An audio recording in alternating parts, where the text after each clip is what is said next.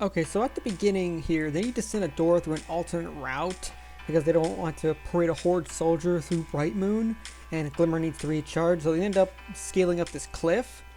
Yeah, what is up with this sheer drop? Where's the rest of the building?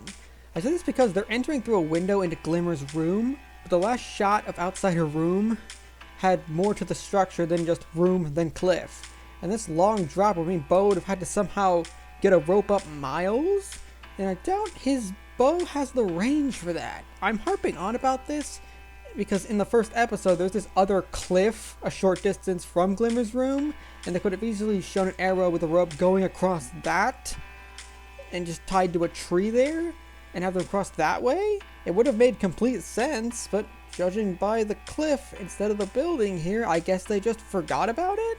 How could you be so selfish and disobedient?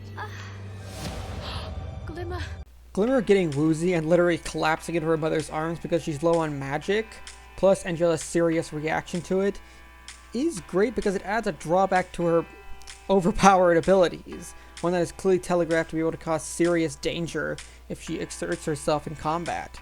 Though it's a shame this is the first and only time we ever see this happen. Don't think you're not still in trouble. You didn't even take the time to charge up before you left.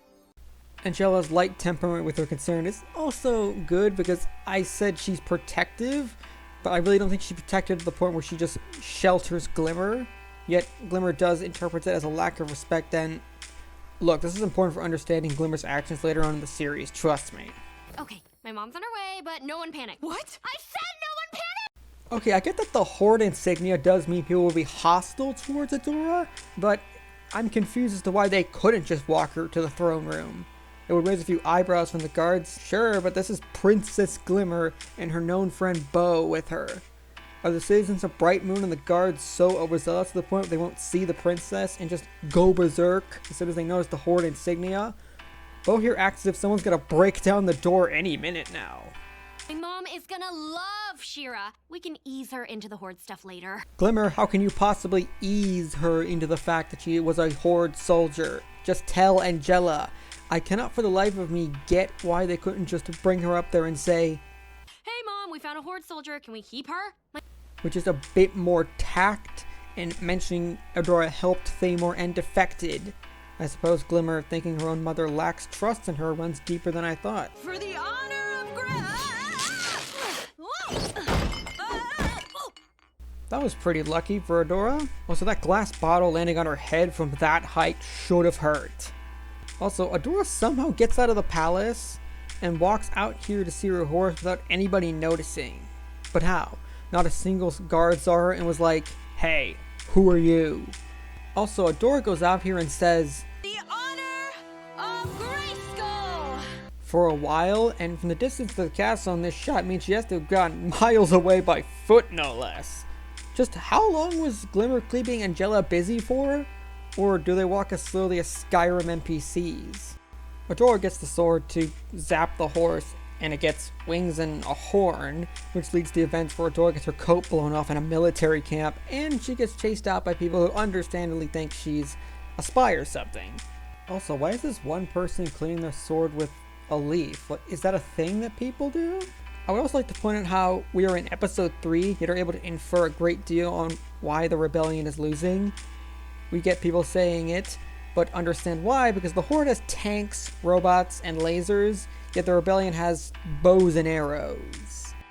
Adora also said that anyone who enters the Whispering Woods has a tendency to rarely come back, so we can gather that it's this natural barrier that has kept the Horde from just walking over Bright Moon.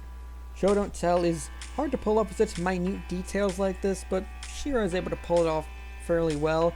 Now let's jump back to Catra, and she's alone in the Horde. Easy, Catra. Adora's not here to protect you anymore. Doesn't matter what they do. The two of us look out for each other. We don't get much, but little words are needed to express how deeply affected Catra is by Adora being gone.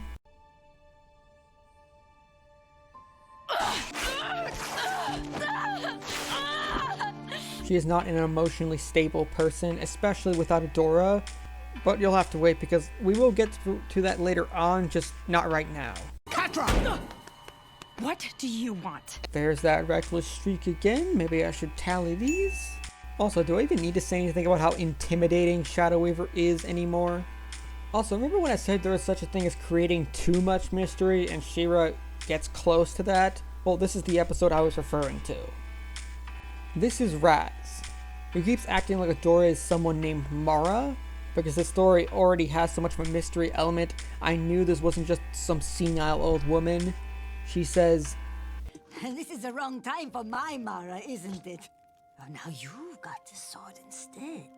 So my original theory here was that Mara is Adora's mother or something? Family? Who had the blade before and met Raz years ago. Then she died, which is why Adora is an orphan. And she felt such familiar with the sword because it's a magical heirloom connected to her family's lineage, which would explain the baby noises and the talk about destiny we get from her. Now, we know this isn't correct, but the length of time what Raz says here goes unexplained, borders close to frustrating, even though they are able to keep things interesting in intervening time.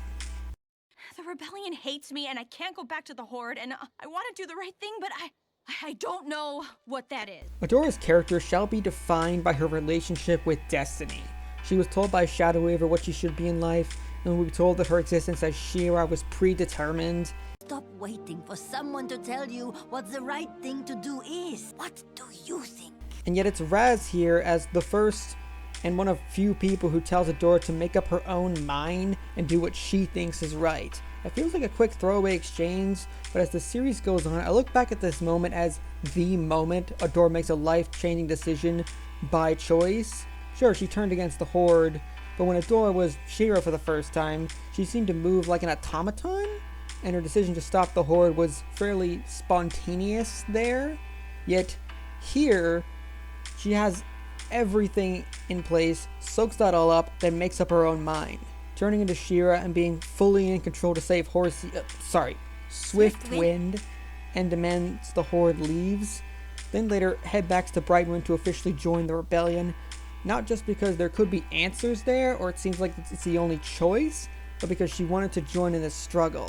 I also like how Raz getting Swiftwind's name can be interpreted as just crazy talk, leaving us to write off this scene for later. I know the legend of the warrior the first ones called She-ra returned to us in the hour of our greatest need to bring balance to Etheria.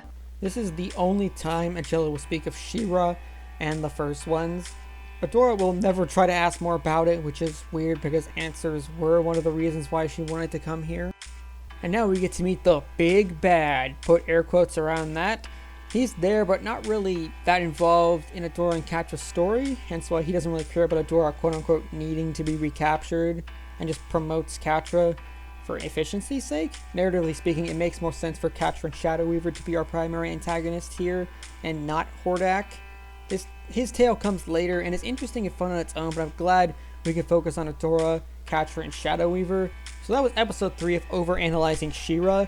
If you like this video and want to see more, then hit the thumbs up and subscribe button, then bell to get notifications about the next episode. Please share with other fans, and check out my channel for my video essays and music analysis videos.